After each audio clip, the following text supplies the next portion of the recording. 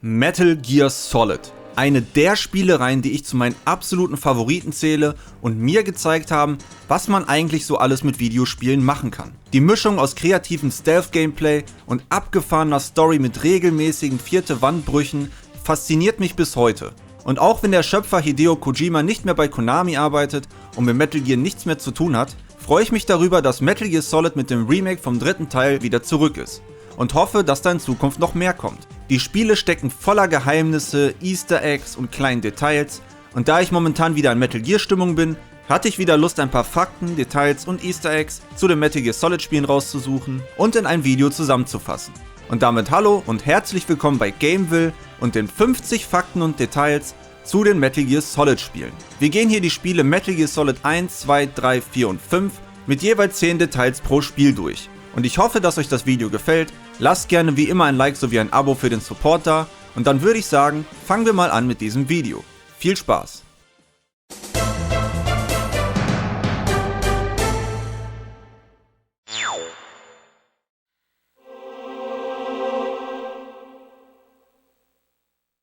Die Entwicklung von Metal Gear Solid. Das erste Mal, dass Hideo Kojima über ein drittes Metal Gear Spiel nachgedacht hat, war, als er 1993 von dieser neuen Sony-Konsole namens PlayStation gehört hat und dieses System eine Hardware-Power haben sollte, die Spiele in der dritten Dimension locker darstellen kann. Nachdem er und sein Team zunächst Policenauts für das japanische PC 9821 und ein Jahr später für das 3DO entwickelt haben, begann 1995 die Entwicklung des ersten Metal Gear Solids. Das Solid im Titel sollte dabei eine Abgrenzung zu den 2D-Spielen sein und den nächsten Schritt in der Reihe darstellen. Das Spiel war ziemlich ambitioniert und tatsächlich schaffte das Team auch, das Spiel im Großen und Ganzen so zu entwickeln, wie es gedacht war. Natürlich gab es trotzdem einige gestrichene Sachen, wie Items, die entfernt oder verändert wurden, oder gestrichene Features. So wurde ein Kampf gegen Decoy Octopus entfernt, den man im finalen Spiel quasi nicht direkt zu Gesicht bekommt, oder es gibt Items wie Flossen oder Hundefutter, die entfernt wurden, weil sie keinen wirklichen Zweck hatten, sowie gestrichene oder gekürzte Dialoge.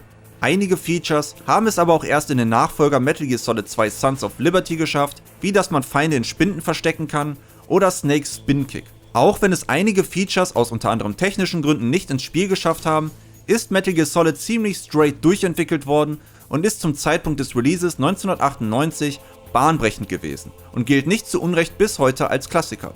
Geheime Kojima-Nachricht. Die japanische Version enthielt eine versteckte Nachricht von Kojima während des Kampfes gegen Psycho Mantis, die nur mit einer Memory Card mit Speicherständen von Snatcher und Policenauts freigeschaltet werden konnte. In dieser Nachricht bedankt sich Kojima persönlich bei den Fans für ihren anhaltenden Support.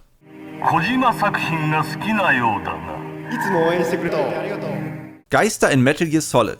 Im ersten Metal Gear Solid gibt es 43 versteckte Geister, welche aus Bildern von einzelnen Personen des Entwicklerteams bestehen. Ihr könnt sie entdecken, wenn ihr an den richtigen Stellen und im richtigen Winkel ein Foto schießt. Abgesehen vom Entwicklerteam gibt es später auf dem Schneefeld bei einem Baum nach dem Kampf gegen Sniper Wolf einen Geist von Jeremy Blaustein, oder wie ich immer sage, Blaustein, der damals für viele Spiele, unter anderem Metal Gear Solid, als englischer Übersetzer tätig war. Eine direkte Ingame-Belohnung bekommt ihr übrigens für das Finden der Geister nicht, aber in der Master Collection könnt ihr zumindest ein Achievement ergattern. Verpixelter Hintern. Wenn Meryl relativ am Anfang des Spiels den Wachmann angreift und ihm die Kleidung abnimmt, sieht man in der japanischen Version den bewusstlosen Wachmann in seiner Unterwäsche, während in der amerikanischen und europäischen Version sein Hintern verpixelt ist. Interaktiver Titelbildschirm. Neben dem Fakt, dass Snake zwischendurch mit den Augen blinkt, wenn man lang genug im Startbildschirm bleibt, kann man mit Hilfe des Steuerkreuz oder des Analogsticks die Farben des Titelbildschirms manipulieren, wodurch ihr eure eigene kleine Lichtershow machen könnt. Die Intro-Melodie. Ihr kennt bestimmt die Melodie in Metal Gear Solid, die beim Erscheinen des Konami-Logos abgespielt wird.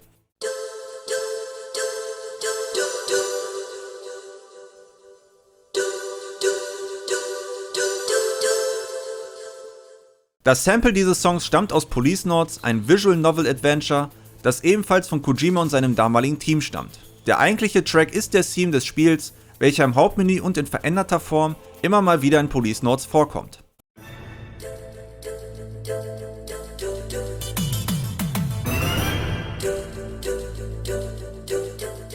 Das Metal Gear Solid 1 Remake.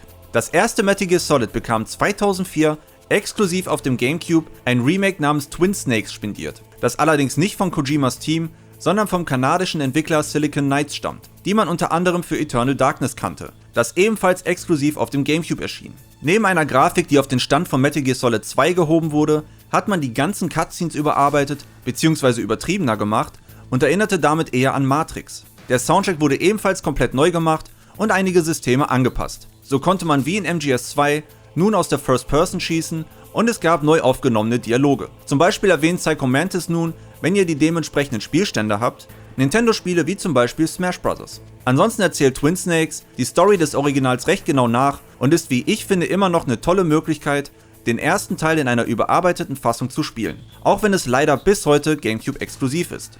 Der Gamecom-Port. Kennt ihr den Handheld Gamecom von Tiger Electronics? Wenn nicht, ist das nicht wirklich verwunderlich. Das Ding kam nämlich 1997 nur in den USA und in England raus und war dort auch nicht sonderlich erfolgreich. Der Handheld bot aber einen eingebauten Touchscreen und Internet-Connection, was für 1997 recht fortschrittlich war, auch wenn das Gerät seine Spiele nur in Schwarz-Weiß darstellte. Jedenfalls dachte sich Konami zu einem gewissen Zeitpunkt, dass es eine gute Idee wäre, eine Version von Metal Gear Solid für den Gamecom zu entwickeln. Die Umsetzung ist aber nie erschienen und es existieren lediglich ein paar unscharfe Screenshots des Spiels. Alternative Lösung für den Psycho Mantis Kampf. Viele kennen wahrscheinlich den legendären Kampf gegen Psycho Mantis. Während des Kampfes soll der Spieler den Controller in den zweiten Anschluss stecken, damit Mantis nicht seine Gedanken lesen kann. Verliert man aber mehrmals gegen ihn und ruft dann den Colonel an, erklären Campbell und Naomi, dass die Statuen im Raum auf Mantis selbst basieren und dass ein Angriff auf diese ihn genug ablenken, um ihn verletzen zu können. Diese alternative Strategie wurde eingebaut, falls der zweite Controller-Port der PlayStation defekt ist. Meryls Ohrfeige. Wenn Snake aus irgendwelchen Gründen Meryl schlägt, wehrt sie sich mit einer kräftigen Ohrfeige, die Snake Lebensenergie kostet. Macht ihr das oft genug, kann sie euch sogar totslappen, worauf sie im Game-Over-Bildschirm mit einer Voiceline reagiert. Wenn ihr das machen solltet, sobald ihr mit Meryl in der Höhle seid, ruft sie die umherstreifenden Wölfe, um Snake anzugreifen. Solltet ihr euch aber schnell genug in einem Pappkarton verstecken, werdet ihr nicht angegriffen, sondern die Wölfe pinkeln an die Box.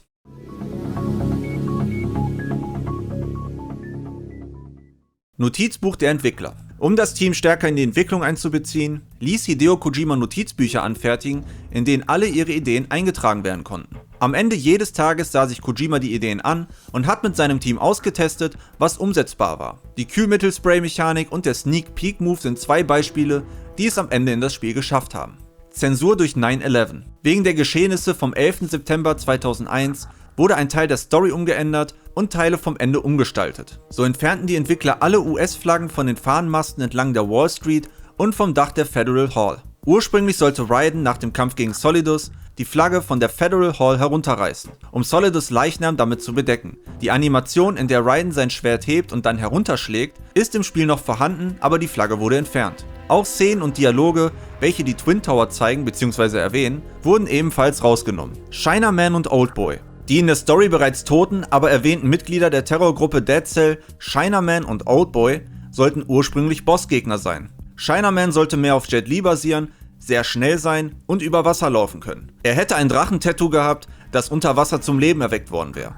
Ein paar Fähigkeiten wurden dann auf Vamp übertragen, dessen Bosskampf dort stattfindet, wo ihr eigentlich Chinaman bekämpfen solltet. Oldboy wiederum war ein Soldat, der über 100 Jahre alt und eine Art Mentor für Big Boss gewesen wäre. Im Kampf hätte er sich immer an euren Aktionen angepasst, der geplante Kampfbereich von Oldboy wiederum ist unbekannt. Das Konzept von Oldboy, oder zumindest das Alter, wurde später für The End in Metal Gear Solid 3 Snake Eater wiederverwendet. Übrigens war Vamp in der frühen Phase der Story weiblich, wurde aber wegen dem Charakter Fortune doch zu einem Mann gemacht. Marines in Unterhosen. Relativ früh im Spiel kommt ihr in einen Raum voller Marines, die sich eine Übertragung anschauen, wo mit eurer Hilfe vielleicht auch mal aus Gründen eine Real-Life-Frau zu sehen ist. Und wenn ihr das Spiel einmal durchgespielt habt und in einem neuen Spiel wieder in den Raum geht, haben alle Marines nur noch eine Unterhose an. Gestrichene Fluchtszene. Eine spielbare Fluchtsequenz am Ende des Tanker-Kapitels war zwar ursprünglich geplant, wurde aber nach negativen Rückmeldungen von Testspielern gestrichen. Der Spieler sollte Snake ursprünglich selbst durch das untergehende Schiff steuern, was im finalen Spiel quasi übersprungen wird. Die Szenen aus dieser Sektion werden jedoch in Rückblenden und frühen Trailern gezeigt.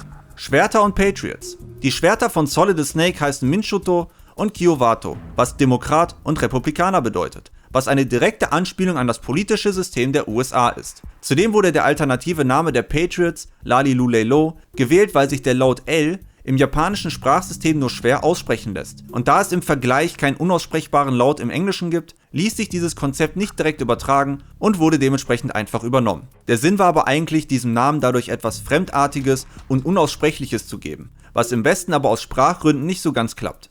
Snakes Bart. Solid Snake kann sich im Spiel einen Bart wachsen lassen. Findet man den Rasierer im Strut A-Komplex der Big Shell in der Nähe der Deep Sea Docks und gibt ihm Snake beim ersten Treffen auf Strut B, ist er beim Wiedersehen nach einem gewissen Fluchtabschnitt rasiert. Speichert man das Spiel jedoch ab und wartet zwischenzeitlich eine Woche, wächst ihm sein Bart wieder nach. Konami-Code. Im Spiel könnt ihr im Mission Mode einzelne Herausforderungen absolvieren, müsst aber, um alles freizuspielen, erst eine Weile mit dem Spiel verbracht haben. Mit dem Konami-Code könnt ihr aber auch alles sofort freischalten und jeden Charakter spielen, also Snake und Raiden in verschiedenen Formen. Wenn ihr den Mission Mode auswählt, gebt ihr den Konami-Code mit dem jeweils ersten Buchstaben pro Taste in das Terminal ein, um diesen Sheet zu aktivieren. Wenn ihr am Ende im Clear Code Screen seid und den Code dort eingebt, nur als Tasteneingabe, gibt Snake einen Satz von sich. What do you think you're doing? Aggressive Möwen. Wenn ihr im Außenbereich der Big Shell seid, begegnen euch immer mal wieder Möwen. Und diese können auch recht gemein sein, denn sie hinterlassen am Rand immer mal wieder Codespuren, auf denen ihr ausrutschen könnt. Ihr könntet auch die Möwen betäuben und sie vielleicht sogar davon abhalten, aber wenn ihr ein wenig zu oft drauf schießt, schalten sich deren Zelda-Hühnerinstinkte ein und greifen euch an. Lasst sie also besser einfach in Ruhe und weicht ihnen aus. Skateboard-Minispiel. Kennt ihr das Skateboard-Minispiel, das exklusiv in der erweiterten PS2-Version Substance enthalten war? Dort könnt ihr mit Snake oder Raiden auf der Big Shell mit einem Skateboard auf Highscore-Jagd gehen. Das Minispiel basiert mechanisch auf dem Skateboarding-Spiel Evolution Skateboarding, das ebenfalls von Konami stammt. Das Minispiel wurde als eine Art Demo in das Spiel eingebaut und ist weder in der HD Collection oder in irgendeiner anderen Version zu finden.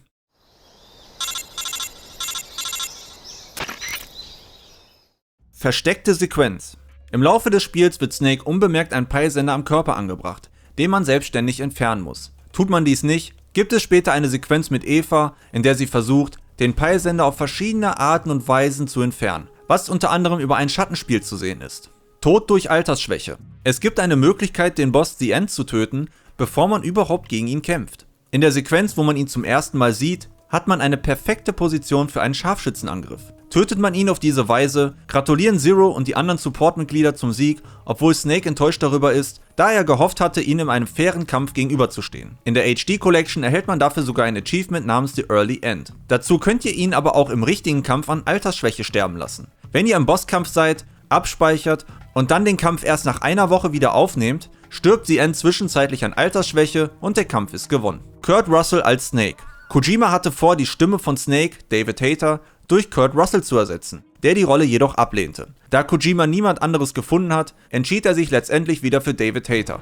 der bis einschließlich Peace Walker seine Stimme lieh. Übrigens basiert Snake auf Kurt Russells Charakter aus Die Klapperschlange, dessen Ähnlichkeiten durchaus zu sehen sind, wie ich finde. Silent Hill 3 Anspielung. Im zweiten Stockwerk von Granini Gorki befindet sich ein Raum, wo scheinbar ein paar religiöse Bilder aufgehangen wurden, die ein wenig angelehnt sind an eine gewisse andere Konami-Reihe. In Silent Hill 3 gab es nämlich ebenfalls solche Kirchenbilder, so zum Beispiel das von Saint Alessa, das ihr dort sehen könnt. Außerdem liegen auf einem Schreibtisch im selben Gebäude ein paar Gaming-Magazine aus, in denen Metal Gear Solid beworben wird. Anpassende Augen. Kojima dachte sich, wenn man viel Zeit im Dunkeln verbringt, gewöhnt man sich ja dran und man sieht mehr.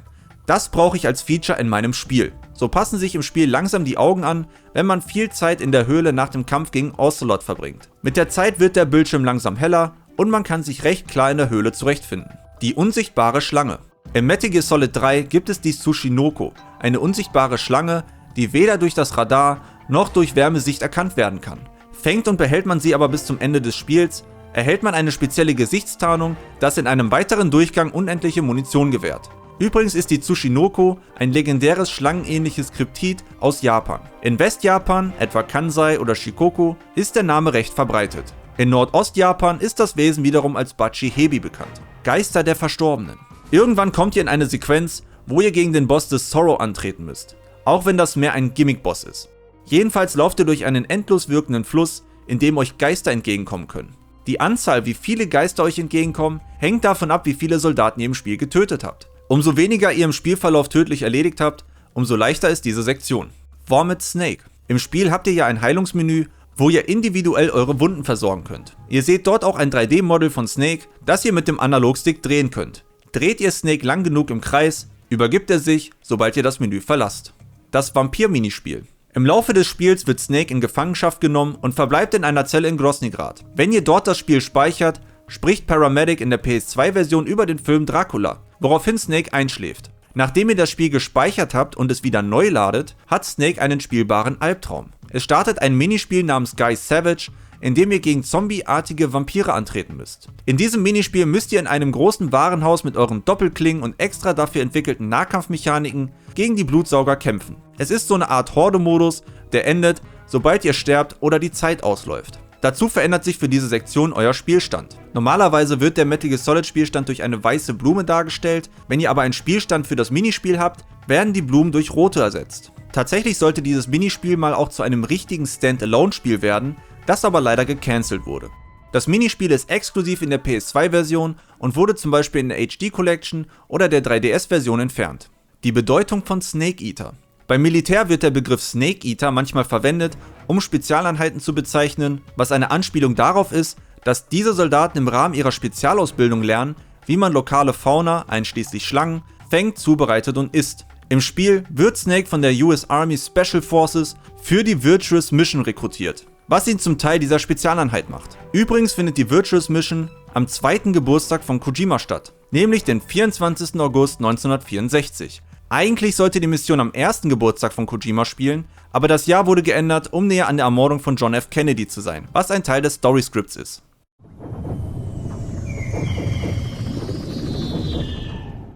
Versteckter Kojima. Während der Werbung, die zu Beginn des Spiels abgespielt wird, ist Serienerfinder Hideo Kojima am Rande des Bomb-Shelter-Buffet-Spots zu sehen. Er hat außerdem eine versteckte Sprechrolle als die Stimme Gottes im Kampf gegen Screaming Mantis, wo er nach dem Kampf im Englischen Traitor sagt und im Japanischen Kutaragi-san, welcher als Vater der ersten PlayStation gilt. Tanzende Endbosse. Wenn ihr gegen die Beauties kämpft, kommt ihr, nachdem ihr den Hauptkampf beendet habt und sie nur noch erledigen müsst, nach einer Weile in einen leeren Raum. Davon ab, dass sie für die Kamera posieren, könnt ihr sie auch zum Tanzen bringen, wenn ihr euren iPod auswählt und einen Song abspielt. Selbiges gilt übrigens für Sunny, wenn ihr ins Pausemenü geht und nach unten links schaut. Johnnys Opa. Manche von euch wissen ja bestimmt, dass in so gut wie jedem Metal Gear Solid der Magen-Darm-Charakter Johnny auftaucht. Johnnys Großvater, also der Johnny aus Metal Gear Solid 3 Snake Eater, sollte ursprünglich einen Cameo-Auftritt in MGS4 haben und am Ende des Spiels auftauchen. Die Szene mit ihm wurde aber leider gestrichen, es existiert aber noch ein offizielles Artwork von ihm.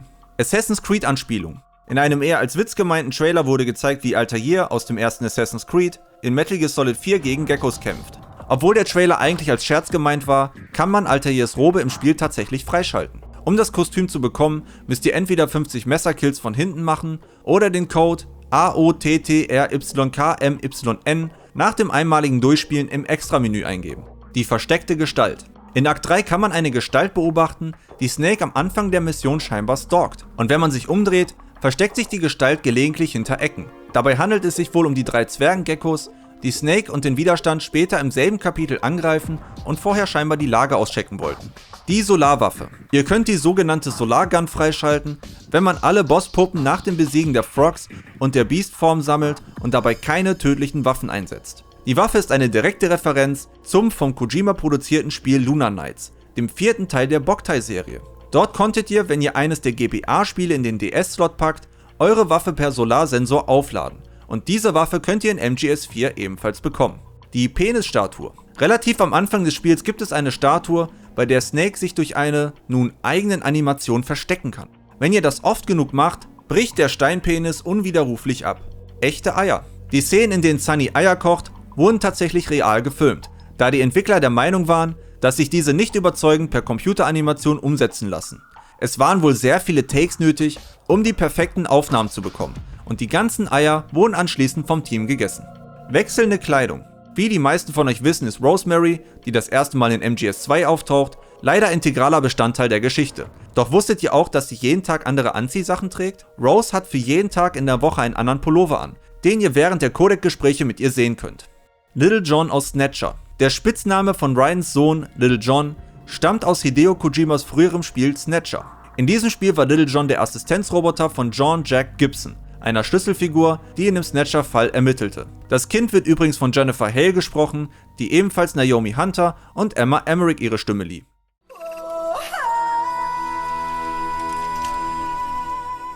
Pferdekot. Wenn ihr es schafft, eure Bindung mit eurem Pferd auf 100% zu bringen, könnt ihr dafür sorgen, dass es auf Kommando seinen Exkrementen freien Lauf lässt. Und das ist gar nicht so unnützlich, solltet ihr das zum Beispiel auf einer Straße machen, rutschen feindliche Fahrzeuge darauf aus und können fürs Erste nicht weiterfahren. Silent Hills Easter Egg. In Mission 20 könnt ihr ein Zelt finden, in dem ein Kassettenrekorder eine grausame Mordserie beschreibt. Diese Aufnahmen stammen aus der Demo PT, die von Kojima Productions entwickelt wurde und als Prolog zum später gestrichenen Spiel Silent Hills gedacht war. Worüber ich immer noch übrigens sehr traurig bin. Girl was found shot once in the chest from point-blank range.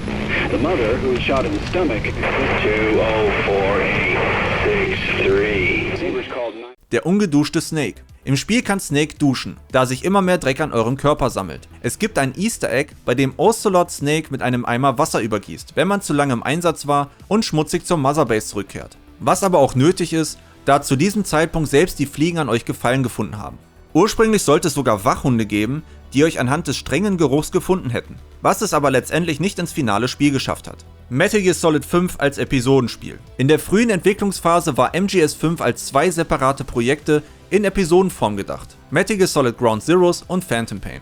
Letztendlich diente Ground Zeroes aber als Prolog zu Phantom Pain und beide zusammen bilden dann das vollständige Spiel. Ursprünglich war auch angedacht, dass beide Teile gemeinsam erscheinen, doch Hideo Kojima wollte laut eigener Aussage, dass Leute das Spiel bereits relativ früh zum Start der neuen Konsolengeneration erleben konnten. Dazu hat die Entwicklung zunächst auf der PSP und der PS3 gestartet.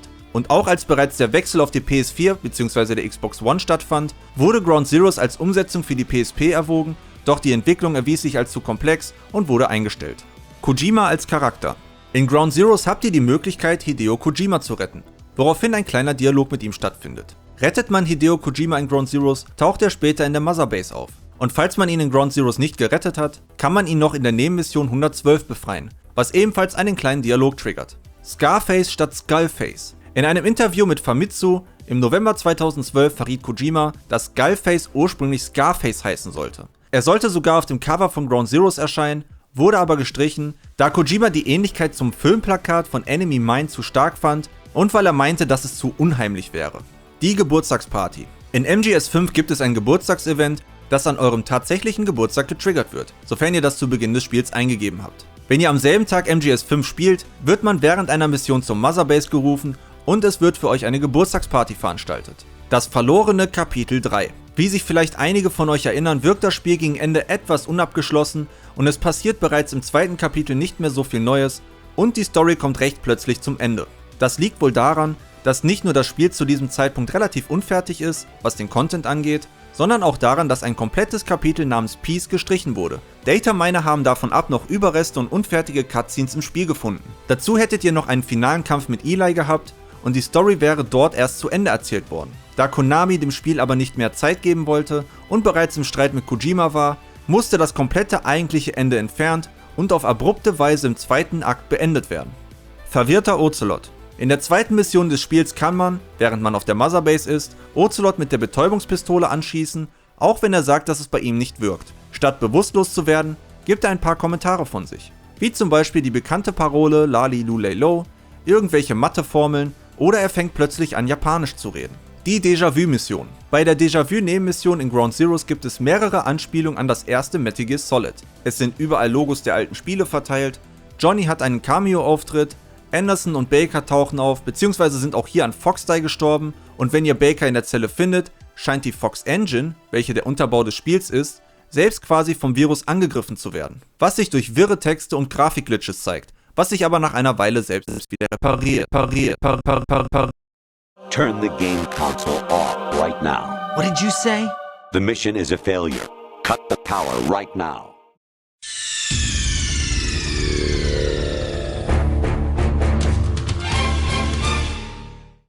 Und das waren 50 Fakten zum Metal Gear Solid 1 bis 5. Kennt ihr noch andere Easter Eggs oder Details in der Reihe? Wie steht ihr denn so zu den Metal Gear Spielen? Lasst es mich gerne wissen. Und wenn euch das Video gefallen hat, lasst gerne wie immer ein Like sowie ein Abo da, um den Kanal beim Aufbau zu helfen. Vielen lieben Dank. Auf meinem Kanal findet ihr noch mehr Trivia-Videos, Spielevorstellungen, Top-Listen und mehr. Folgt mir auch gerne auf Instagram und Twitch, die Links findet ihr in der Beschreibung. Aber das war's an der Stelle von mir. Vielen lieben Dank fürs Zusehen, habt einen wunderschönen Tag, macht's gut und auf Wiedersehen. Ciao, ciao.